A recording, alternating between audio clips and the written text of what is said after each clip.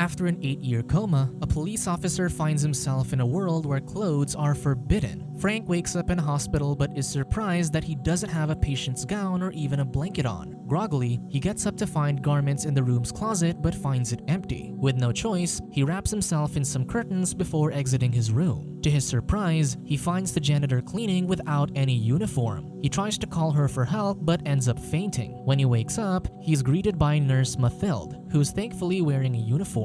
Frank's also in a patient's pajamas and has a blanket now. Mathilde reminds him how he took a bullet for a colleague during a police raid, hence why he's in the hospital. Frank tries to speak but finds that he can't. Instead, he uses a whiteboard to ask what date it is, and to his surprise, he learns that he's been in a coma for 8 years. The nurse then tries to tell him something but decides that it's better if the doctor explains it. Instead, she asks for a selfie with him, given that a patient waking up after 8 years is a big event. Soon, Frank's parents, Sergey and Nathalie, visit him and also take a selfie with him to commemorate the event. Despite this, the man's happy to see familiar faces. Sergey even boasts how his son was a good cop for saving his colleague's life. However, he laments how his hospital bills had used up their savings. Hearing this, Frank asks about his health insurance, and his parents laugh, noting that those are gone now since a lot has changed in the last few years. Frank then asks about his wife, and their mood becomes solemn as they explain that she took things hard. Just then, Dr. Gonzalez arrives and advises his patient to take things easy. Frank then brings up seeing the janitor without any uniform, and this worries his companions. Dr. Gonzalez just tells him that coma patients tend to have realistic dreams, and this convinces Frank. After leaving his room, the doctor tells his parents that the clothes make the man approach seems to keep Frank calm. Nathalie wants to take her son home already, but both the doctor and her husband agree that they need to let him get used to things first. With that, Dr. Gonzalez starts removing his clothes and asks the parents to tip the staff. Apparently, the government had stopped funding hospitals, so their staff could use the money. Later,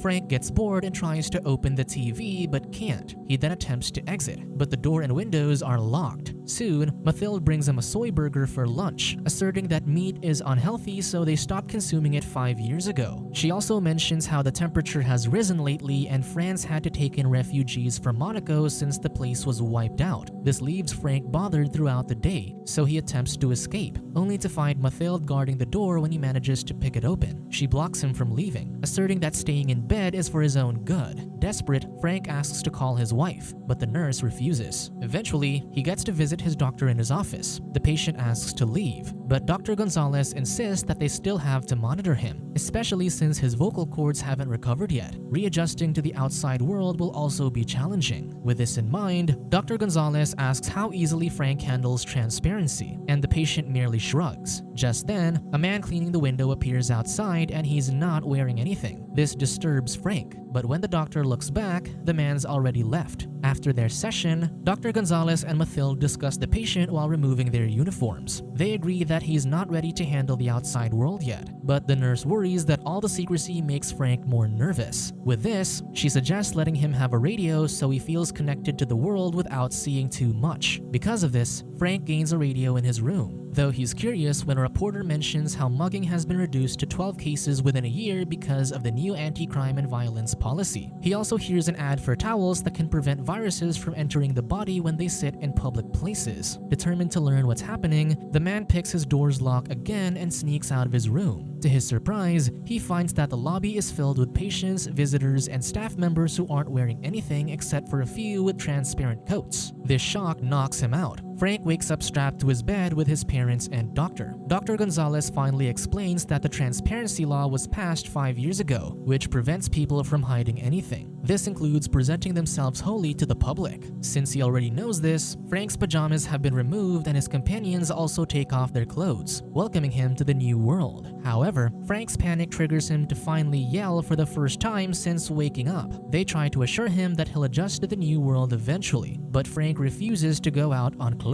Seeing him upset, the doctor promises that he'll adjust after they put him through therapy. Nathalie also assures him that his life is simpler this way, though Frank just rolls his eyes. Once he's left alone, he's finally allowed to use the TV, only for him to see that even athletes are not wearing anything during sports games. Bothered, he goes to his doctor and demands to be let out, though he refuses to adapt to this new law. Dr. Gonzalez assures him that since it's been implemented, there's been less violence and insecurity among people. Later, Mathilde delivers Frank's meal, but he's blocked the door, refusing to see her. The nurse calls Dr. Gonzalez for help, but the patient asserts that he's going on a hunger strike against this new law. Mathilde offers to get him real meat, and this actually tempts Frank. However, doing so will both be illegal and expensive. With a smile, Dr. Gonzalez approves of this, noting that they can charge Frank's parents for it. When he gets his meal later, Frank listens to the radio and learns that Jean Lanvin, the man who proposed the transparency law, is missing. Soon, his co-worker Lucy and best friend Kamel arrive at the hospital to visit him. Dr. Gonzalez warns them that he's still in shock about the new world, but Lucy assures him that they know how to handle him. When they arrive in his room, Frank brightens up. Lucy takes the chance to thank him for saving her 8 years ago, which the man waves off. Being with his close friends has Frank finally crumbling at how he can't adjust to this new world. He prays to have his old life back, which worries Lucy since he won't be fit to return to work. She mentions that she's been promoted to captain 2 years ago, and she and Kamel started dating after they chanced upon each other while visiting Frank in the hospital. Kamel then grieves at how he thought he lost his best friend, so he hugs Frank, who's uncomfortable with the touch. When the couple heads out, Dr. Gonzalez uses the chance to ask the new police captain if she can dismiss his parking tickets. However, seeing her eye him with suspicion, he backtracks and just asks if he can pay the tickets using his phone. Lucy promises to do something about that before reminding him how transparency means there's no more preferential treatment. The doctor then goes to his patient's room and shows him a news report about the missing Jean Lanvin. After the man proposed the transparency law, the prime minister was killed in an attack and triggered a wave of protests. This only pushed the transparency law into action. Dr. Gonzalez admires the man, but Frank calls the law a dictatorship. He even suggests that some people might still be wearing clothes out there. This angers his doctor, so he yells at him before storming off. Soon, Frank is forced into therapy where Dr. Gonzalez and Mathilde make him get used to being unclothed. This makes Frank miserable, but he brightens up when his wife, Eve, finally visits. The woman insists that she's been busy since she's working for the mayor, but Frank doesn't care since they've finally reunited. Changing topics, she asks how he is, and the man notes that he's feeling well though he hasn't accepted this new law. Eve insists that the change is for the better, and all of Europe has adapted to it except for the UK. Frank then tries to kiss his wife, but she pushes him off. She finally reveals that she's with someone else. Undeterred, Frank forgives her since he thinks they can get back together. However, Eve points out that Frank was selfish and unfaithful during their marriage. With that, she storms off.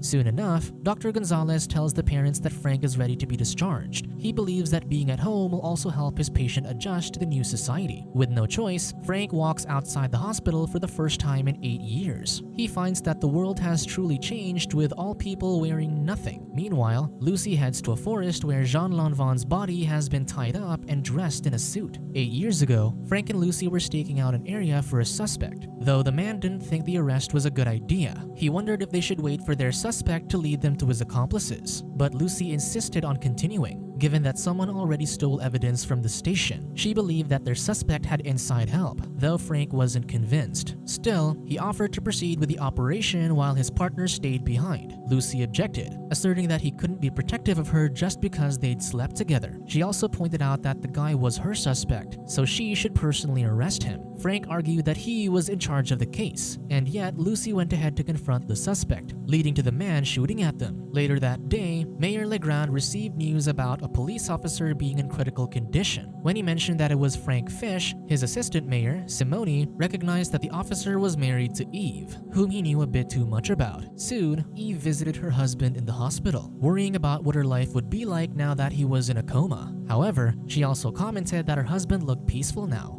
4 years later, a clerk at the clothes store worried upon hearing that the transparency law was to be implemented the next day. Just then, a cloaked woman arrived and asked to buy shorts at a 50% discount. He directed her to the back where the woman met with Legrand inside a changing room. Another man said the same thing to the clerk before heading to the changing room. The clerk then closed up the shop before joining the group. There, Legrand began their meeting to plan their insurrection against the new law. They swore to reinstate the use of clothes, believing that many would stand with them. Meanwhile, Simone, who was now the mayor, assured Jean Lanvin that they could apply the new law properly. Jean insisted that they also included some restrictions with the transparency law, so they should also be implemented. He warned Simone that if his law was misused, he'd testify to the media about it. Undeterred, Simone reminded Jean that his new law wouldn't have been pushed without him. At the hospital, Lucy and Kamel visited Frank when Mathilde arrived to remove the patient's clothes. Kamel complained since he didn't want to see his friend that way. He also refused to see his customers without their workout attire at the gym. Lucy assured him that this was all about putting the truth out there, but Kamel argued that he liked his privacy. Still, Lucy thought that if he didn't have anything bad to hide, then he'd be okay. With this in mind, she invited him to her party to celebrate the transparency law. Kamel hesitated but agreed to it anyway. On her way out, Lucy bumped into Frank's parents, who were also hesitant about the new law. They and many others have stocked up on supplies to reduce their need to go out after the law was implemented. Upon arriving home, Lucy removed her clothes to begin getting used to their new way of life. She admired herself in the mirror before preparing for her party. She even ordered a standee of Frank to make it feel like he was there. Already inebriated, she pretended that Frank was apologizing to her. However, she didn't accept it, noting that he ruined their relationship when he professed his love to her when she didn't want anything more than sleeping with each other. Just then, Eve arrived, having been invited by Kamel. When she saw the standee of her husband, Lucy quickly defended that she got it so they could feel that he was there, given that she invited his friends and co-workers. Seeing the man's face angered Eve, so she ranted to Lucy about how Frank was cheating on her, though she didn't know who the other woman was. The mood lightened when Kamel and Lucy's co-workers finally arrived. After midnight, when the transparency law was officially in effect, the group played a game to begin removing their clothes. However, one still refused to remove his shirt, yelling that he wasn't an animal. This effectively ended the party. As Kamel prepared to leave, Lucy tried to say something but ended up backing out and asking him to take the Frank standee instead. The two lingered at each other, but ultimately the man left with a mere goodbye. The next morning, Lucy removed her dress before starting the day. More people easily embraced the new lifestyle, though some still felt hesitant and attempted to cover themselves. Meanwhile, Legrand and his group retreat to the woods to escape this strange society. Later that day, Kamel visited Lucy to show her that he was also embracing this new world. This began their relationship. In the present, the recovered Frank still refuses this society, so he rushes to his parents' garage one morning to find some clothes. Nathalie reveals that they already threw his clothes away along with theirs. This disheartens the man, more so since his ex-wife had apparently dumped the rest of his belongings at his parents' house, making him feel like he's completely lost his old life. His mother assures him that things will work out before heading to the kitchen to fix his breakfast. Despite this, when Frank sees a photo of him and Eve, he throws it out in anger. He joins his parents for breakfast while wearing the only clothes he could find. His parents frown at this, but they don't comment. However, Frank realizes that knives are also banned since they're considered weapons, so they cut their meals with scissors. Unable to take it, Sergei warns his son that walking outside in clothes might make him seem suspicious. He even argues that the fabric in clothes is full of chemicals that are bad for him. When his son refuses to listen, Sergei asserts that he has a reputation to uphold, so Frank shouldn't embarrass him. Ultimately, Frank attempts to awkwardly step out without clothes, though he ends up rushing back indoors within seconds. Later that day, Sergei tries to convince his son to be proud of the body he was given, thinking that he's just embarrassed. He recalls that he was also hesitant about the law, but after a while, he accepted that bodies come in different shapes and forms, and there's nothing wrong with that. That afternoon, the parents learn about the news of Jean Lanvin's death.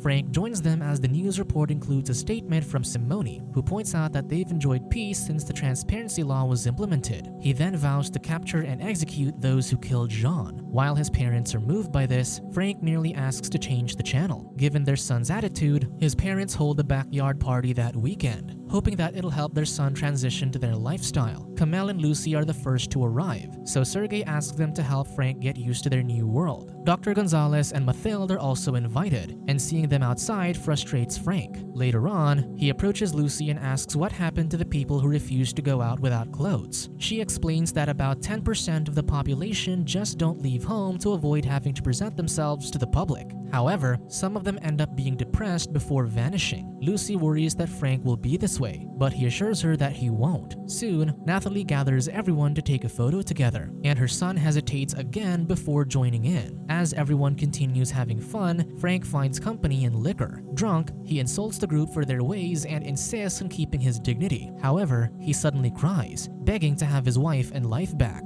With this in mind, he decides to go to Eve, and everyone stops him as it's illegal to be in public while clothed. In the end, Frank collapses in tears before heading back inside the house. The next morning, Frank borrows his mother's car but is forced to follow the new law. He drives up to his and Eve's old home, and his ex-wife is angered upon seeing him. Frank tries to convince her to get back together, only to discover that Eve's new man is the current mayor, Simone. Subscribe to watch more videos like this, turn on notifications and leave a like to help the channel out. Thank you for watching.